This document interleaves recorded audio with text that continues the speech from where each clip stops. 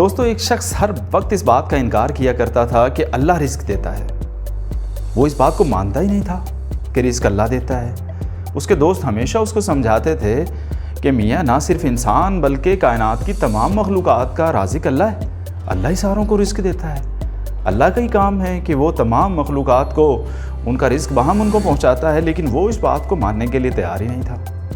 ایک دن اس نے فیصلہ کیا کہ وہ اس بات کو خود سے جج کرے گا اور وہ خود سے اس بات کا تجربہ کرے گا کہ اللہ اس کو رزق کس طرح دیتا ہے۔ وہ صبح سویرے اٹھا اور ایک جنگل میں چلا گیا۔ جنگل میں جا کے وہ ایک درخت کے اوپر چڑھ کے بیٹھ گیا۔ صبح سویرے کا وقت تھا، کافی دیر انتظار کرتا رہا لیکن اللہ کی طرف سے کوئی ناشتہ اس کے لیے نہیں آیا۔ اس کے ذہن میں یہی خیال پختہ ہونے لگا کہ واقعی اللہ رزق نہیں دیتا۔ دیکھو ناشتے کا وقت گزر گیا ہے، میں درخت پہ بیٹھا ہوں اور میرے لیے تو کوئی ناشتہ نہیں آیا۔ اسے بیٹھے بیٹھے دوپہر ہو گئی لیکن دوپہر کا کھانا بھی نہیں آیا۔ اب تو اس کے دل میں یہ خیال مزید پختہ ہو گیا کہ دیکھو دوپہر کے کھانے کا وقت گزر گیا، اللہ کی طرف سے کوئی کھانا نہیں آیا۔ شام ہو گئی، حتیٰ کہ رات ہو گئی، کوئی کھانا نہیں آیا۔ تو پھر اس کے دل میں یہ بات تو جڑ پکڑ گئی کہ صبح کا ناشتہ نہیں آیا، دوپہر کا کھانا نہیں آیا، اب رات ہو گئی ہے، میرے لیے کوئی کھانا نہیں آیا۔ وہ اسی بات کو سوچ رہا تھا کہ اسے دور سے کچھ لوگ آتے ہوئے نظر آئے اور ان لوگوں نے عین اس جگہ جہاں وہ درخت تھا جس کے اوپر وہ بیٹھا ہوا تھا وہاں پہ آ کے پڑاؤ ڈالا اور پڑاؤ ڈالنے کے بعد اپنا سامان کھولا، سامان میں سے کچھ چاول نکالے اور ایک چولہا بنایا اور آگ سلگا کر ان چاولوں کو پکنے کے لیے چولہے پر رکھ دیا۔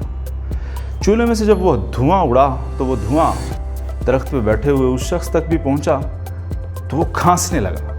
دھوئیں کی وجہ سے اس کو کھانسی آئی تو نیچے مسافروں نے دیکھا کہ درخت کے اوپر کوئی شخص بیٹھا ہے۔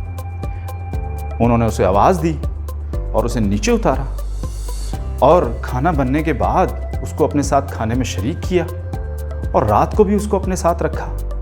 صبح وہ شخص اپنے گاؤں واپس آ گیا اور اپنے دوستوں سے کہا کہ تم نے مجھے تو آدھی بات بتائی تھی، تم نے مجھے پوری بات کیوں نہیں بتائی؟ خدا رزق دیتا ضرور ہے لیکن تمہیں یہ مجھے بتانا چاہیے تھا کہ خدا رزق کھانسنے کے بعد دیتا ہے۔ تو میرے دوستو یہ ایک چھوٹا سا لطیفہ ہے لیکن اس لطیفے سے ہمیں کوئی بات ملتی ہے، ایک بڑی سٹل سی، ایک بڑی معمولی سی لیکن بڑی اہم بات ملتی ہے۔ کامیابیوں کے دروازے خدا ہی کھولتا ہے، رزق کے دروازے خدا ہی کھولتا ہے، عزتوں کے دروازے خدا ہی کھولتا ہے، لیکن وہ خدا انسان سے یہ ضرور چاہتا ہے، یہ ضرور کہتا ہے کہ اپنے حصے کا کام ضرور کرو، خواہ وہ اپنے حصے کا کام چھوٹا سا ہے، خواہ وہ اپنے حصے کا کام اس کے حصے کا کام بڑا ہے، لیکن اپنے حصے کا کام ضرور کرو۔ تب خدا کی طرف سے کسی اچھائی کی اور کسی بہتری کی اور کامیابی کی اور ترقی کی امید رکھو۔ اللہ تعالیٰ مجھے اور آپ کو سمجھنے کی توفیق عطا فرمائے۔